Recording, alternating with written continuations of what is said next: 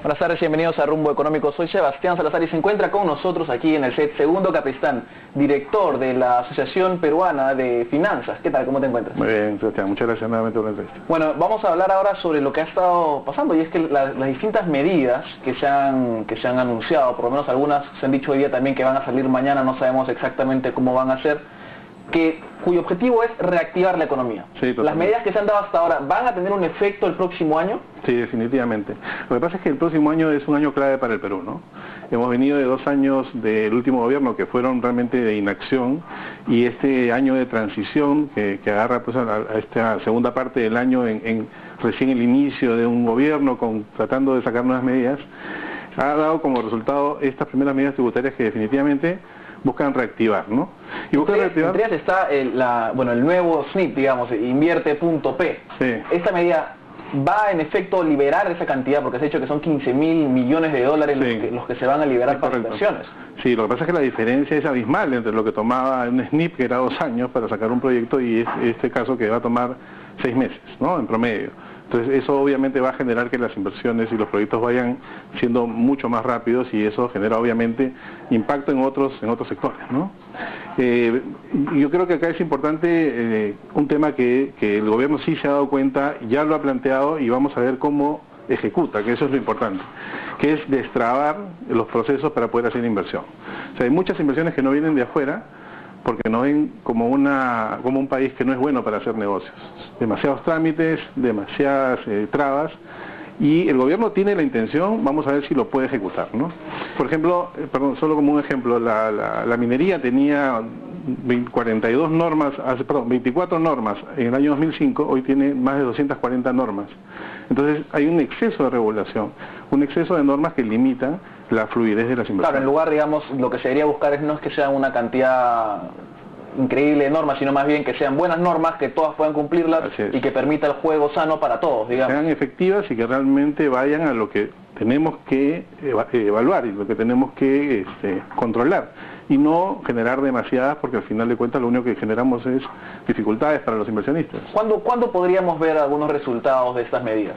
Definitivamente vamos a ver cómo se acogen este primer semestre, porque acaba en julio las medidas, sobre todo las de los bonos que hay para pagar menos impuestos, termina en julio. O sea, en el primer semestre vamos a ver mucha recaudación adicional. Eso va a generar que muchas empresas vuelvan a ser elegibles, vuelvan a ser activas para poder hacer negocios.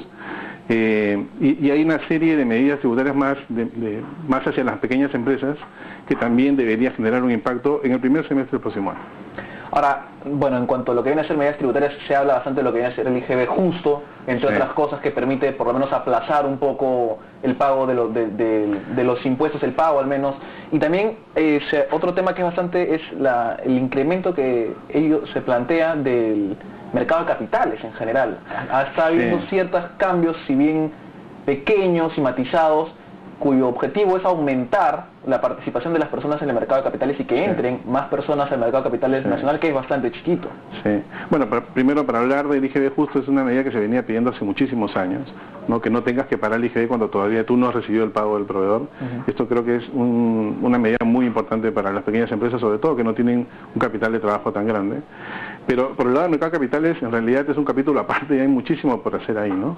Tenemos un mercado de capitales muy cerrado, donde los inversionistas son pocos, donde los inversionistas son básicamente las AFPs, 2, 3 compañías de seguros y los fondos de inversión. Inclusive los fondos mutuos se han reducido mucho en los últimos años. Entonces yo creo que hay, más allá de algunas medidas que ha dado la Superintendencia de Valores, como el trámite, por ejemplo, para hacer una emisión de bonos ahora es mucho más fluido, pero creo que hay muchísimo más que hacer de cómo incentivar que más participantes entren al mercado, que más empresas puedan calificar para ser elegidos por los inversionistas. Claro, ¿qué tendría, digamos, que hacer el gobierno? ¿Qué medidas tendrían que darse para que, por ejemplo, la persona del día a día, yo pueda ir, digamos, y comprar alguna acción o algún título de deuda o distintas cosas para que más personas puedan acceder, como sucede en países como Estados Unidos, Alemania, en general países con una buena media clase, digamos? Sí. Bueno, tiene que ver mucho con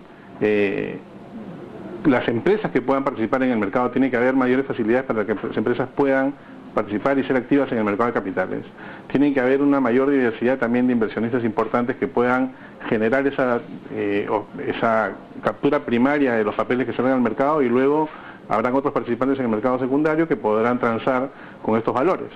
Pero definitivamente hay que generar más competencia en cuanto a los inversionistas. El sistema que tenemos privado de pensiones, por ejemplo, es muy limitado, los seguros son muy limitados, la banca también está sobre básicamente 3 bancos. Entonces hay que generar más competencia para que pueda haber mucho más oportunidades, ¿no? En cuanto a las proyecciones de cuánto debe crecer el Perú para el próximo año, Sí. ¿estás de acuerdo con que vamos a llegar el próximo año a 5% como lo predice el gobierno? No, el gobierno ya bajó también sus proyecciones, ¿no? Estamos hablando de 4.2, entre 4 y 4.2 para el próximo año. Para este año, para el próximo año, entre 4.2 y 4.5, sí. No más allá de 4.5. La base de este año de estar en 4% es buena para poder tener ese resultado. Lo que hay que ver es que necesitamos incrementar el dinamismo del consumo interno, ¿no? Hoy el crecimiento de 4% viene muy apalancado por el crecimiento de los proyectos de cobre que se han instalado en los últimos 2 años y que han generado un crecimiento importante en ese sector. Pero el consumo interno es el que realmente tiene un impacto en el crecimiento en todo, ¿no? Porque eso es una cadena, ¿no? Mientras hacemos más proyectos de infraestructura, generamos más material de construcción, generamos más mano de obra, generamos más puestos de trabajo en una serie de distintos sectores. Entonces, lo que necesitamos es...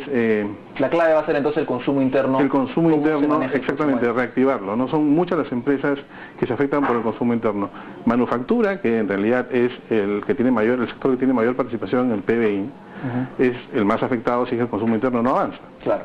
Entonces, estamos hablando de que manufactura está como en el 14% del PBI y minería es 11%. Claro. Entonces es un sector muy importante que solamente se reactiva con consumo interno.